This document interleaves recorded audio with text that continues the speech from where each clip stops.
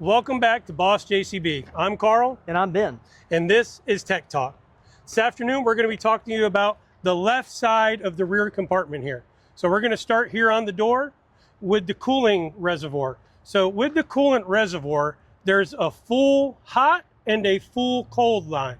We've got to be really careful here because if it's cold and you fill this all the way up to the full line on hot, when you go and start the machine, it's going to expand and you're going to have coolant leaking out through your overflow line. So make sure if the engine's hot, you fill it to the hot line. If the engine's cold, first thing in the morning, you fill it to the cold fill line. All right. One thing to keep in mind when it comes to coolant, you don't want to mix coolant.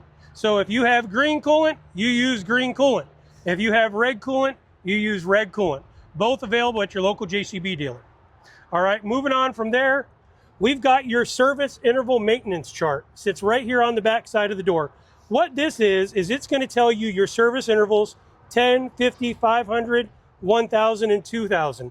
It's going to show you all of the components, a location, when you should be checking them, what you should be checking. Now, this just gives you a basic description. For a more detailed description, if you refer to your owner's manual, which can be found in every machine, it will detail out more what you need to do. Moving on from there, we're going to jump into the air filter housing. Engine needs air, right? Engine needs air. Combustion doesn't take place if you don't have fresh air. So with that, this engine filter housing has an inner and outer air filter. There's two clip types, security fasteners at the top. You're going to open them and tilt it backwards, and it'll pop right out of there. Once that pops right out, you've got your outer air filter right here that is a paper element, right? Depending on the conditions you're in, Ben, you may want to check this more than every 500 hours, but certainly at 500 hours, not only do you want to check it, you probably want to need to be replacing it, all right? Now, I hear a lot of people say, well, can I blow it out? I can just blow it out.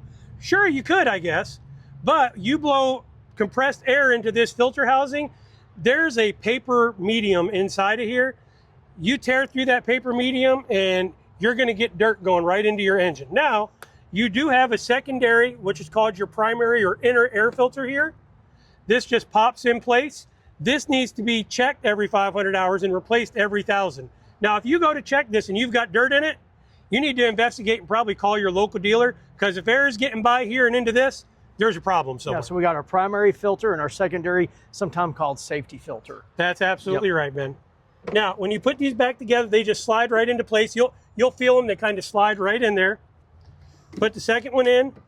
Now, to get this housing back in there, it's got two tabs on the bottom. To get it in, you've got to put those in place first and then rotate it into place. When you do, you're going to want to make sure that this nozzle seats here on the side of the housing. All right, so you're just going to put it in here like this. You're going to look here on the side, slide this down, get it into place. And once it's into place, you can just rotate it up and lock it in. All right, now, right below the air filter housing, this is where you've got your battery compartment, Ben. So there's a lot of things going on down here. Along with your battery, you've got your primary fuses and you've got your battery isolator switch. This isolator switch you can shut off, you can take the key out and take it with you. So if you're on a job site that's a little questionable, I'd absolutely recommend at the end of the day, shut it off, take it with you. Bring it back the next day. That's right. Don't forget it. Don't leave it at home. Make for a long morning. Mm-hmm. On top of that, you've also got a jumper point right here. So if your battery does run dead, you've got a jumper point right here. All right? Useful information, Carl. Thanks for sharing. Absolutely. Thank you. Appreciate it. And thank you. Yes, sir. All right.